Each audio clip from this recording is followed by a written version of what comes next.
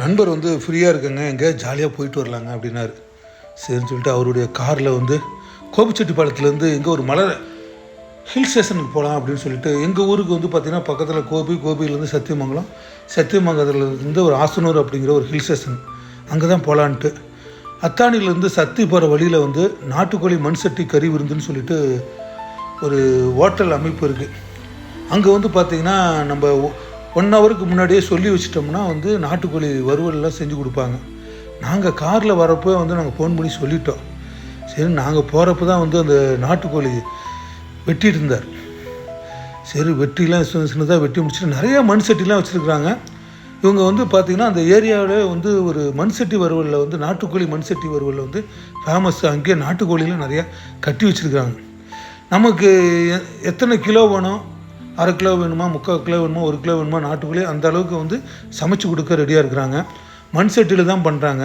மண் சட்டி சூடேறினதுக்கப்புறம் நல்லா தேவையான அளவு எண்ணெய் ஊற்றிட்டு உரித்த சின்ன வெங்காயம் சின்னதாக கட் பண்ணுறது இல்லைங்க, அப்படியே உரித்த சின்ன வெங்காயம் தேவையான அளவு கல் உப்பு இப்பயே போட்டு நல்லா வதக்கிட்டு, நம்ம எந்த அளவுக்கு வந்து நாட்டுக்கோழி ஆர்டர் பண்ணோமோ அந்த அளவுக்கு வந்து அங்கே வேயிங் மிஷின் வச்சுருக்காரு.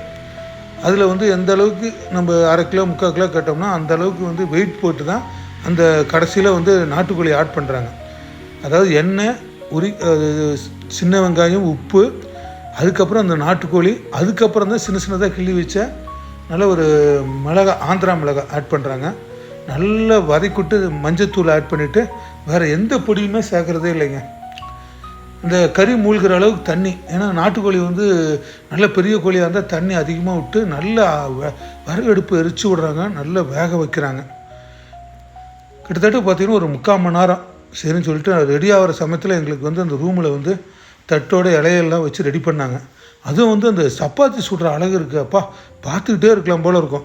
நீண்ட கரண்டி, அதில் வந்து அந்த தேய்ச்ச சப்பாத்தி மாவு அடுப்பில் வைக்கிறாரு. அப்படியே நல்லா அப்படியே உப்பிட்டு வரும் பாருங்கள். அந்த சப்பாத்தி பார்க்குறதுக்கு அவ்வளோ அழகாக இருக்கும். சரின்னு சொல்லிட்டு அந்த சப்பாத்திக்கு வந்து அந்த நாட்டுக்கோழி வறுவல் ப்ளஸ் சாப்பாடு, பச்சைப்புளி ரசம், தயிர் எல்லாமே வந்து பார்த்திங்கன்னா ஒரு மண் சட்டியில் தான் கொடுக்குறாங்க. நம்ம டைனிங் டேபிளில் வச்சுட்டு போயிடுறாங்க. செம்ம டேஸ்ட்டுங்க.